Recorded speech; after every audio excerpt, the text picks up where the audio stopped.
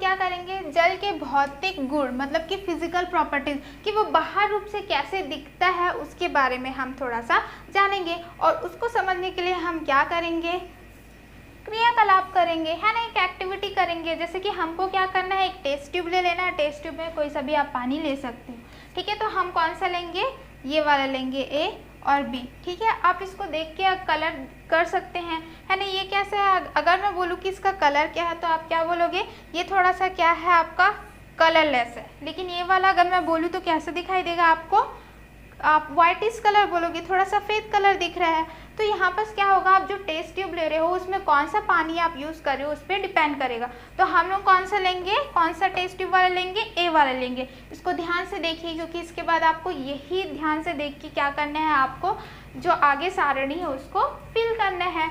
जैसे कि इसमें दिया हुआ है, गुण दिया हुआ है, अवलोकन, है ना। तो हमने वो देख लिया कि टेस्ट में कौन सा पानी लिया हुआ है। तो रंग देखा तो वो कैसा है, रंगहीन है। अब सफ़ेद कलर तो नहीं लिखेंगे तो क्या आ जाएगा, ये रंगहीन, है ना। कलर का मतलब कि पानी का कोई कलर नहीं होता है। गंध देखोगे तो गंधहीन है, नॉर्मल। जो आप पानी लेते हो, जल लेते हो, वो क्या होता है, गंधहीन होता है, ठीक है। स्वाद, स्वाद भी अगर देखोगे तो वह कैसा होता है, स्वादहीन, उसमें कोई सा स्वाद नहीं मिलता है, ठीक है। फिर आता है पारदर्शिता, तो वो क्या होता है, हाँ पारदर्शी रहता है। कैसे रहता है वो,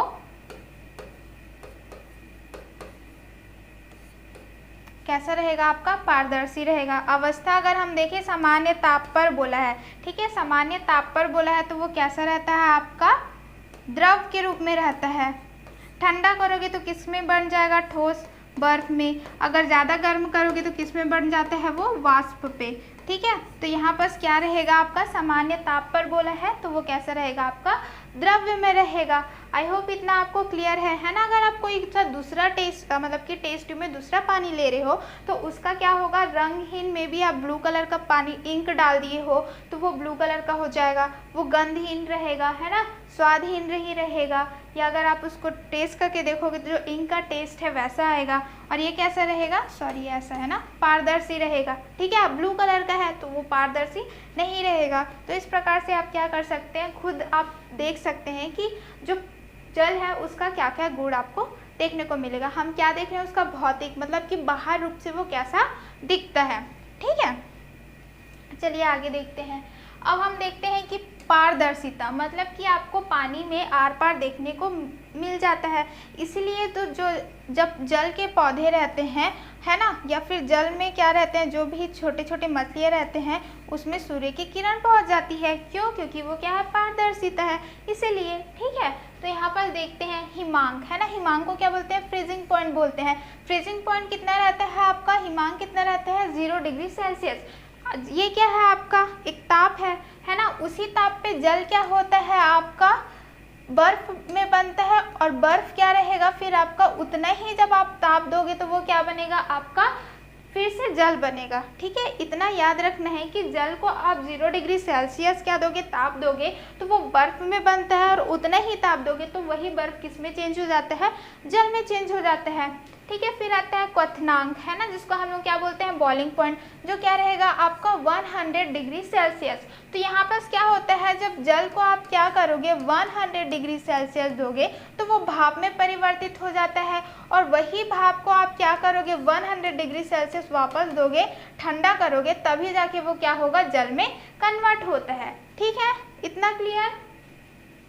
हिमांक कितना रहता है आपका, 0 डिग्री सेल्सियस। क्वथनांक कितना रहता है, 100 डिग्री सेल्सियस, ठीक है। जैसे यहाँ पर दिया हुआ है, ये सॉलिड दिया हुआ है। सॉलिड मतलब क्या होता है आपका, ठोस, है ना। लिक्विड दिया हुआ है उसको हम क्या बोलते हैं, द्रव। गैस दिया हुआ वो तो गैस ही है ना। तो यहाँ पर क्या दिया हुआ है, मेल्टिंग पॉइंट, मतलब कि वो कैसे क्या हो रहा है, गलनांक, गल कैसे रहा है, ठीक है। तो यहाँ पर क्या होगा आपका, देखो ये सॉलिड से ये 0 डिग्री सेल्सियस दोगे तो वो मेल्ट होके लिक्विड बन जाएगा। और वही 0 डिग्री सेल्सियस में क्या हो जाएगा, वो वापस से ये बर्फ बन जाएगा। सेम चीज़ है, लिक्विड को जब आप क्या करोगे, उबालते हो, कितना उबालना देना पड़ेगा, 100 डिग्री सेल्सियस दोगे तो गैस बन जाएगा। और फिर वही 100 डिग्री सेल्सियस क्या करोगे, ठंडा कुछ दोगे तो वो क्या हो जाएगा, कंडेंस होने लगेगा, जमने लगेगा और वापस से क्या हो जाएगा, लिक्विड में कन्वर्ट हो जाएगा, ठीक है। इसको हम क्या बोल सकते हैं, 100 degree Celsius boiling point melting point कितना रहेगा 0 डिग्री सेल्सियस। क्लियर इतना?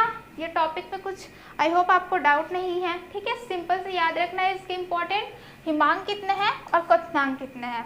ठीक है, आगे देखते हैं। तो यहाँ पर देखते हैं कूलर, है ना। तो कूलर आप देखते हैं कि गर्मी सीजन में आप कूलर क्यों यूज़ करते हैं, ठंडा के लिए। तो ठंडा कैसे होगा आपका, ठीक है। तो ये आपको चटाइयाँ दिख रही हैं, ये कैसे रहती है, 3 तरफ से आपका रहता है और क्या रहेगा आपका पंप रहता है। तो इसमें होता क्या है, जैसे ही क्या करोगे, जो आपका पंप है वो पानी को ऊपर ले जाता है और इन्हीं चटाई में क्या करता है, गिराता है। तो ये चटाई क्या हो जाती है, गीला हो जाती है। फिर ये जो पंखा है वो क्या करता है, जो गर्म हवा है उसको अंदर ले जाएगा चटाई से। जब वो अंदर जाता है तो वो ठंडा हो जाता है और ठंडा होने के बाद जो पंखा है वो चारों तरफ क्या करता है, उसको फैला देता है। और इस प्रकार से आप देखोगे जो गर्म हवा है वो ये चटाई के अंदर जाने से क्या होता है, ठंडा होता है और पूरी तरह हमको क्या मिलती है, ठंडा हवा मिलता है। ठीक है, क्लियर इतना? अब पता चला कि हम कूलर क्यों यूज़ करते हैं और वो हम कूलर यूज़ करने से हमें ठंडा हवा कैसे मिलता है। ठीक है, आगे देखते हैं। अब हम देखेंगे क्या कि ये विद्युत चालन करता है कि नहीं जल। ठीक, तो उसके लिए हमको समझने के लिए क्या करना पड़ेगा, एक क्रियाकलाप करते हैं। क्रियाकलाप करने से हमको और अच्छे से समझ आ जाएगा कि जल क्या रहता है, आपका इलेक्ट्रिसिटी विद्युत का चालक है कि नहीं है। ठीक है, उसके लिए हमको क्या क्या सामग्री चाहिए रहेगा, एक बीकर चाहिए, एक आसूद मतलब कि आसूद जल चाहिए। हम क्या ले रहे हैं, आसूद जल मतलब कि शुद्ध जल ले रहे हैं। मोटर ले रहे हैं, कत्ता ले रहे हैं, कार्बन की छड़ ले रहे हैं, बल्ब, सेल, तार, नमक, है ना। तो अब हम देख सकते हैं कि हमने क्या ले लिया, एक बीकर ले लिया। बीकर में क्या ले लिया है, आसूद जल ले लिया है। फिर हमने उसमें क्या डाल दिया है, इलेक्ट्रोड डाल दिया है। इलेक्ट्रोड क्या है, आप कार्बन का ले सकते हो, जिंक का ले सकते हो, कॉपर का ले सकते हो, कोई सा भी ले सकते हो। इसका काम क्या रहता है, जो विद्युत रहता है उसको एक से दूसरी जगह लेके जाता है। ठीक है, उसका काम यही होता है। उसका हमने क्या किया है, तांबे का तार लिया है और उसको अटैच कर दिया है किससे, एक बल्ब से और दूसरा बैटरी से। ठीक है, तो यहाँ पर एक क्या रहेगा आपका कैथोड रहेगा। कैथोड मतलब क्या होता है, माइनस, और ये क्या है आपका एनोड है ना। 2 ठोक इलेक्ट्रोड रहता है। जैसे कि बैटरी आपने पढ़ा हुआ है, तो बैटरी में आपने देखा होगा कि 2 टर्मिनल पाया जाता है, एक धनात्मक टर्मिनल पाया जाता है, एक ऋणात्मक टर्मिनल पाया जाता है। वैसे ही जब आप 2 इलेक्ट्रोड लोगे तो एक क्या होता है, धनात्मक वाला रहता है, एक क्या रहता है आपका ऋणात्मक रहता है। तो धनात्मक वालों को एनोड बोलते हैं, ऋणात्मक वालों को आप कैथोड बोलते हो। तो उसको आप इस प्रकार से क्या करोगे, अरेंज कर दोगे और सेल लगा लोगे, है ना। फिर आप देखोगे कि ये जो बल्ब है वो नहीं जलेगा। क्यों नहीं जलेगा, क्योंकि ये तो अशुद्ध जल है। तो अशुद्ध जल है इसलिए क्या हो रहा है, फिर विद्युत को क्या कर रहा है, एक से दूसरी जगह नहीं ले जा रहा है। जब वो नहीं ले जा रहा है इसलिए बल्ब क्या हो रहा है आपका, नहीं जल रहा है। लेकिन जैसे ही हम उसमें क्या करेंगे, नमक डाल देंगे, है ना। क्या डाल देंगे, नमक डाल देंगे, तो आप नोटिस करोगे कि वो क्या हो जाएगा, आपका जलने लग जाएगा।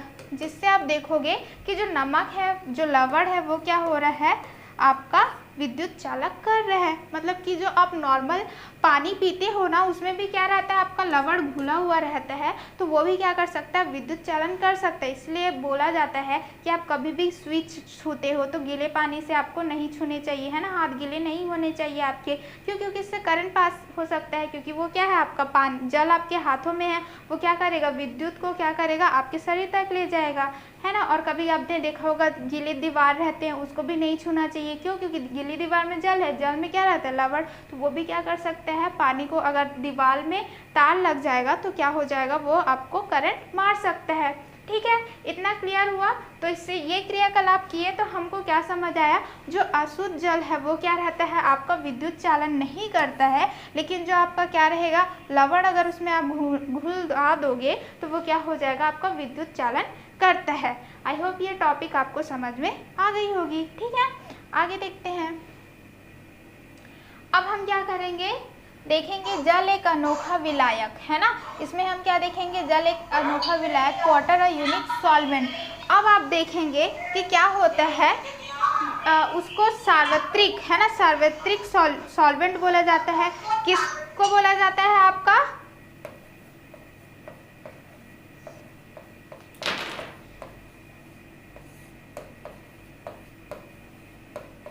जल को क्या बोला जाता है, आपका सार्वत्रिक विलायक बोला जाता है। अब क्वेश्चन आता है कि विलायक क्या है ना। आपने छोटे कक्षा में पढ़ा होगा, जो अपने आप में घोल लेता है चीज़ों को उसको विलायक बोला जाता है। और एक और होता है आपका विलय, है ना। तो विलय क्या करता है, जो घुलता है उसको हम बोलते हैं विलय। इसका एग्जाम्पल क्या लें, हम वाटर ले सकते हैं। पानी क्या होता है, आप नमक डालो, आप शक्कर डालो, अपने आप में घुला लेता है। विलय क्या, हम क्या डाल सकते हैं, नमक डाल सकते हैं, है ना। और क्या डाल सकते हैं, शक्कर डाल सकते हैं। ये सारे क्या होते हैं, चीज़ें घुलती हैं किसमें, विलायक में। और यही दोनों मिलके क्या बनाते हैं, आपका विलयन बनाते हैं। क्या बनाते हैं, विलयन बनाते हैं। इसको सार्वत्रिक विलायक क्यों कहा जाता है पानी को, क्योंकि वो मोस्टली जितने भी विलय होते हैं वो उसको अपने आप में घोल लेता है, इसलिए हम क्या बोलते हैं, इसको सार्वत्रिक विलायक बोला जाता है। किसे बोला जाता है, जल को। ठीक है, क्लियर। तो अब हम क्या करेंगे, देखेंगे कि अनोखा विलायक क्यों है। तो सबसे पहले हम क्या करेंगे, उसको समझने के लिए फिर से क्रियाकलाप करेंगे। क्या क्या चाहिए रहेगा हमको, कांच की स्लाइड, देखिए यहाँ पर कांच की स्लाइड है। नल का जल, ये नल का जल हम ले लेंगे। गर्म करने का साधन, है ना। फिर इसको गर्म करेंगे, गर्म करेंगे तो क्या हो जाएगा, ये वाष्प बन के क्या हो जाएगा, उड़ जाएगा। उड़ने के बाद क्या देखोगे आप, कि कुछ अवशेष क्या हो जाएंगे, आपके नीचे में बचेंगे। और यही क्या रहेगा, आपका लवण रहेगा। ठीक है, तो आप देख सकते हैं कि वाटर में क्या मिला रहता है, लवण उसमें उपस्थित रहते हैं। क्लियर इतना। ये क्रियाकलाप करने का यही उद्देश्य था कि आपको पता चले कि जल में क्या रहता है, लवण उपस्थित रहता है। क्लियर। चलिए आगे देखते हैं।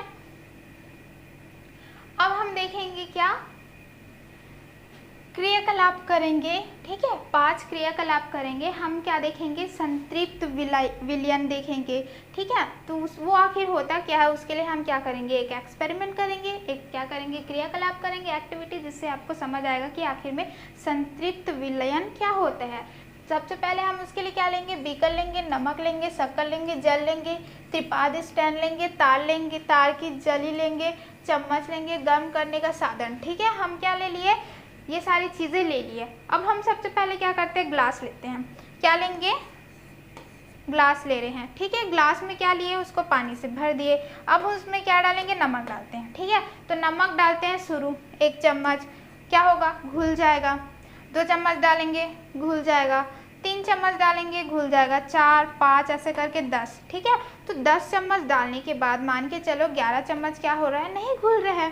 ठीक है, तो जो नहीं घुलने की जब स्थिति आ जाती है तो समझ जाना कि विलयन कैसा हो गया है, आपका संतृप्त हो गया है ना। मतलब कि जो 10 चम्मच आपने नमक डाला है, बस वही उतना ही क्या कर रहा है, आपका पानी क्या कर रहा है, उसमें घुल रहा है। और जितना पानी घुलता है उसको हम क्या बोलते हैं, संतृप्त बोलते हैं। जैसे आप यहाँ पर देख सकते हो, है ना, यहाँ पर हमने क्या डाला है, ये तो हमने नमक लिया था, है ना। ये वाला एग्जाम्पल हमने किसका लिया है, नमक का लिया है। अगर हम क्या कर रहे हैं, शक्कर डाल रहे हैं, जैसे कि ये क्या है, ये सॉल्यूट लिखा है। सॉल्यूट मतलब क्या होता है, आपका विलय। सॉल्यूशन मतलब क्या होता है, आपका विलयन।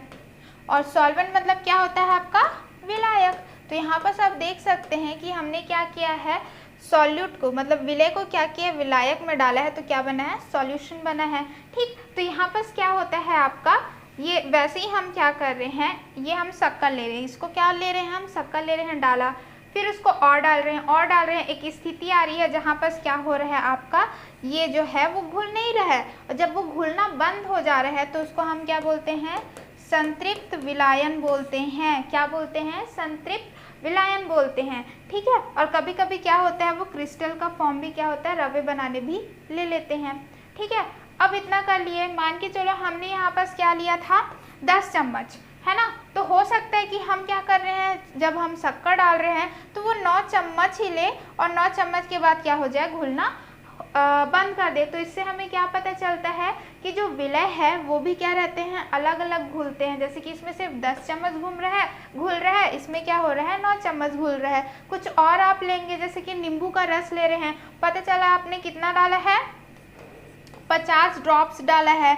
50 ड्रॉप्स डालने के बाद वो घुलना बंद हो रहा है, तो ये क्या होगा, आप देख सकते हैं, ये 10, ये 9, ये 50, ऐसे में क्या हो रहा है, वो घुलने की क्षमता वो क्या है, सबकी अलग अलग होती है। ठीक है, क्लियर इतना।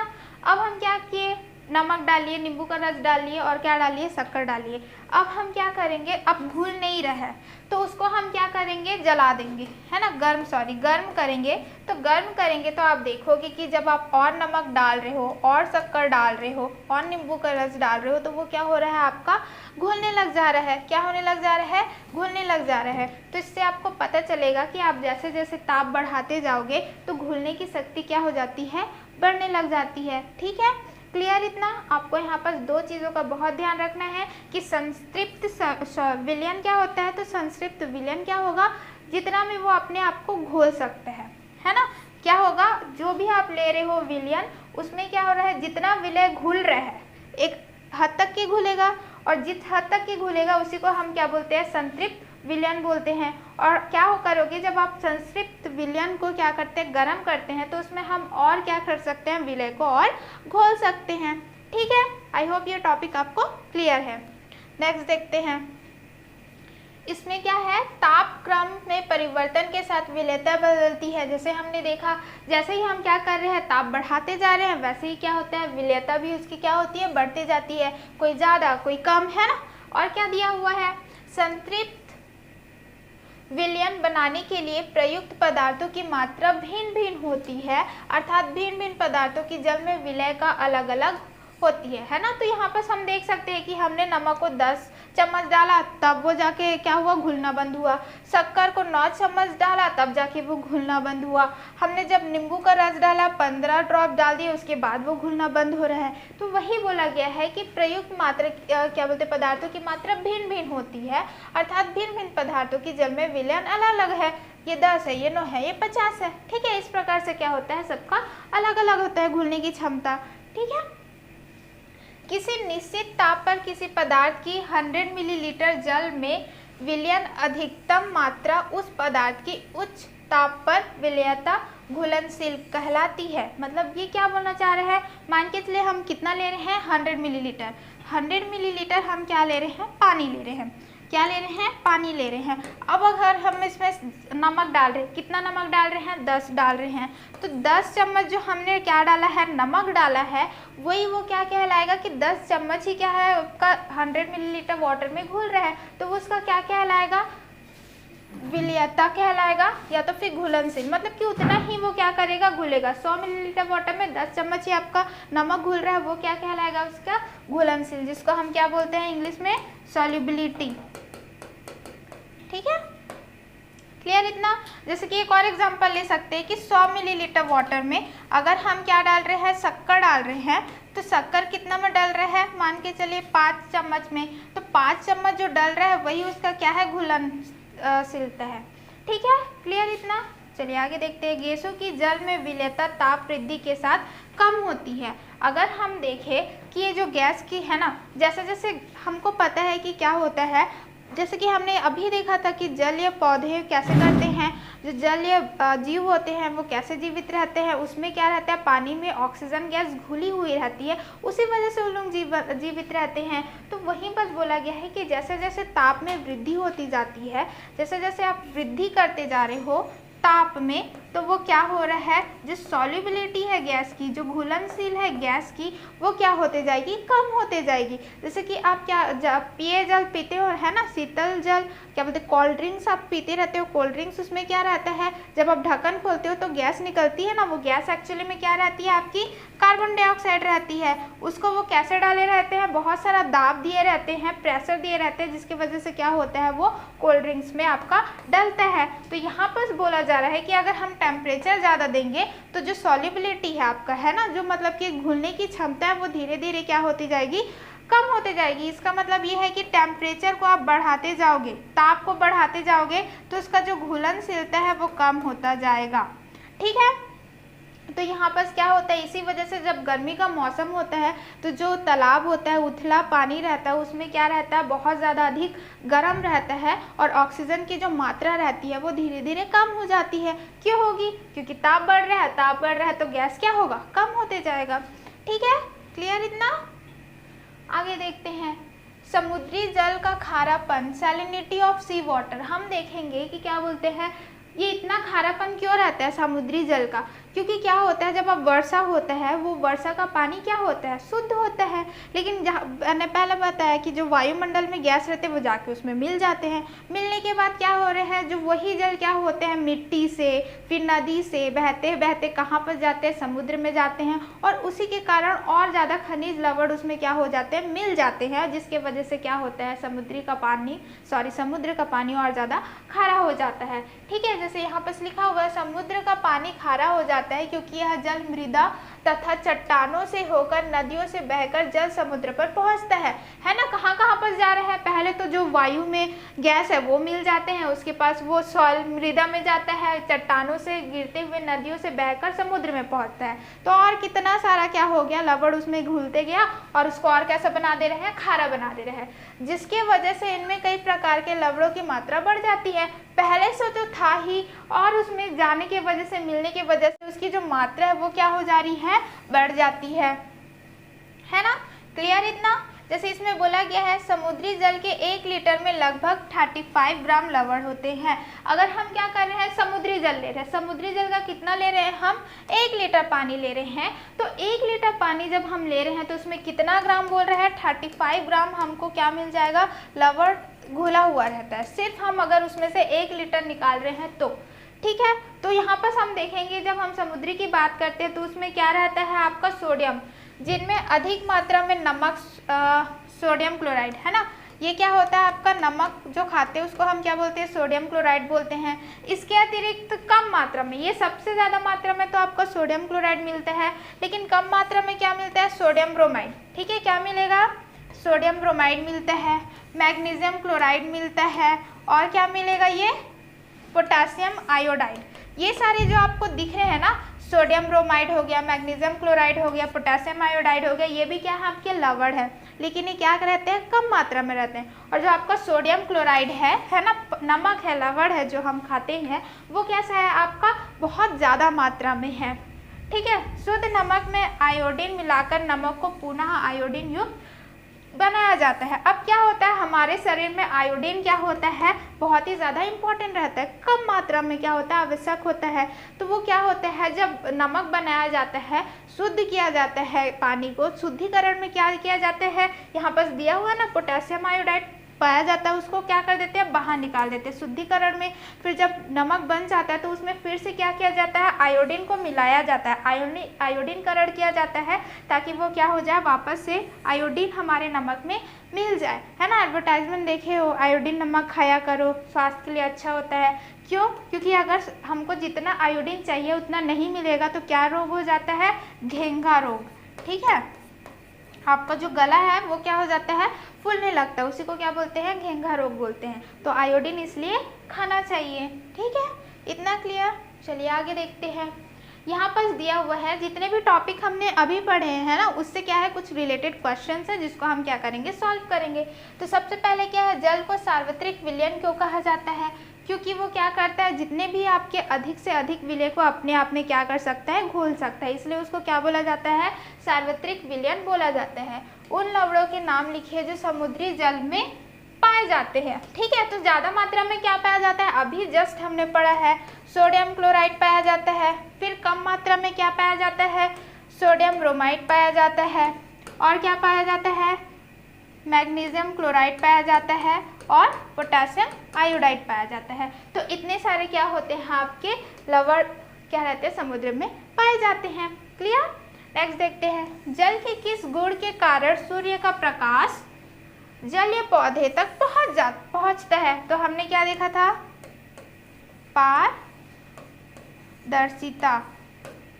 है ना, पारदर्शिता का वो क्या है आपका, यही गुण है पानी का, जो क्या करता है, आपके सूर्य का जो प्रकाश है वो जलीय पौधे तक पहुंचता है। ठीक है, इतना क्लियर। आई होप कि इतना ज़्यादा कठिन आपका क्या है, ये क्वेश्चंस नहीं है। अगर टॉपिक समझ आ गया होगा तो आप खुद बना सकते हैं, और ऑलरेडी तो मैंने आपको समझा दिया है। ठीक है।